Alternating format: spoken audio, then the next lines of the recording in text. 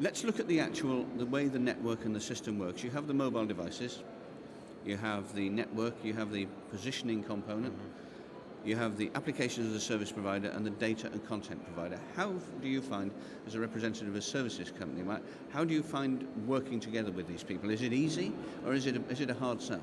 In terms of working with the network providers, it's fairly simple from our perspective. If you think about how applications get deployed and developed in a network, you essentially need information to be fed from the network into the services world, and that information can be easily consumed.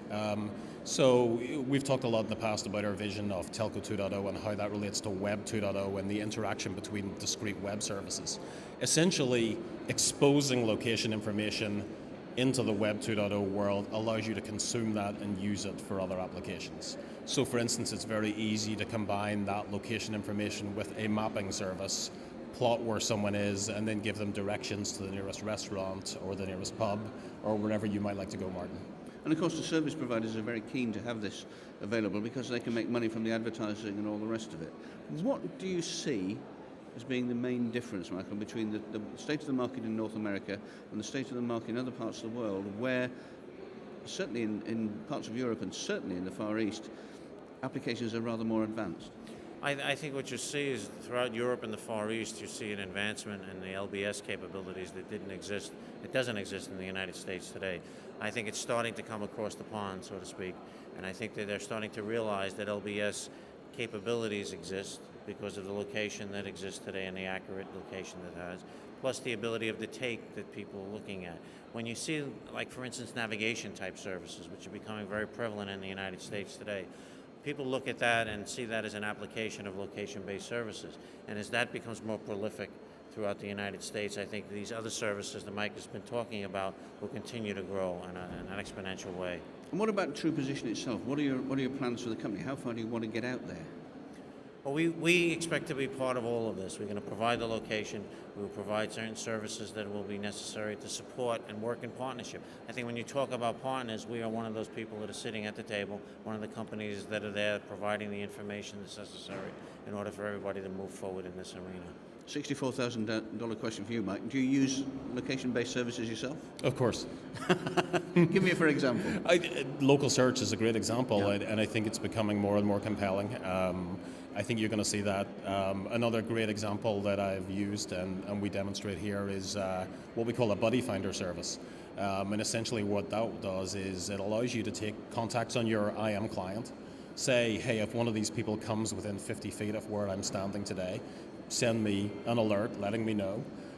So I can actually be alerted if one of my buddies is in the area. I can IM them or call them and go meet them.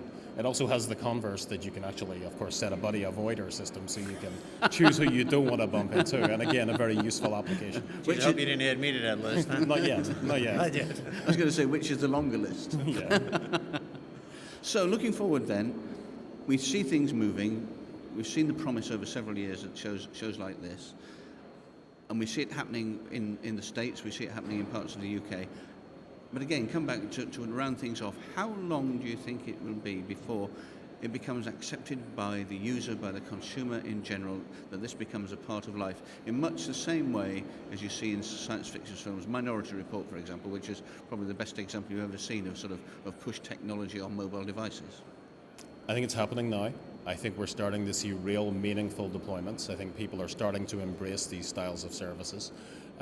I think it kind of goes together with the adoption of advertising models generally in communications, which is a switch from the older subscription models. It'll go along with the adoption of technologies like IM on the mobile device, email on the mobile device, TV on the mobile device. So really, as we move away from traditional voice traffic and a fixation, if you like, on the next coolest device, into what are the cool services that are really going to drive adoption and drive ARPU.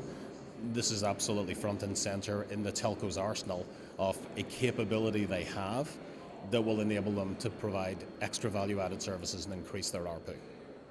Good roundup. Michael, if you would, just tell us a bit more, because people won't know a great deal about the 9/11 services in New York and how it was set up and so forth. How did you begin to do it? What was the imperative behind it? And what has the result been that you've now been able to parlay it into a sort of commercial enterprise? Well, I think what's happened is when we originally looked at it, we needed to move into the next generation. of technology as well as the ability to provide information. At that time, the wireline side of the house, we were looking to be able to identify the location of the call and the number, and that has translated over into the wireless side as well.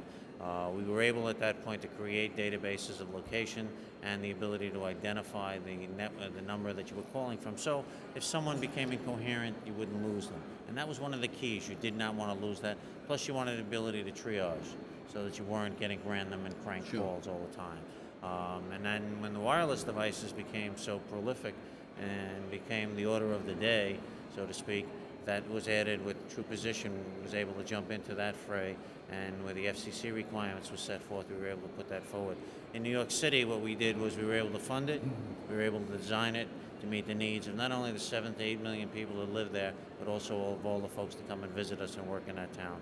So I think it worked out very well in combining all of these things. Again, go back to the idea, it's a partnership with the telco, with the service providers, with the location-based companies, with all of the folks that make these things necessary and all the peripheral services that are also offered as well.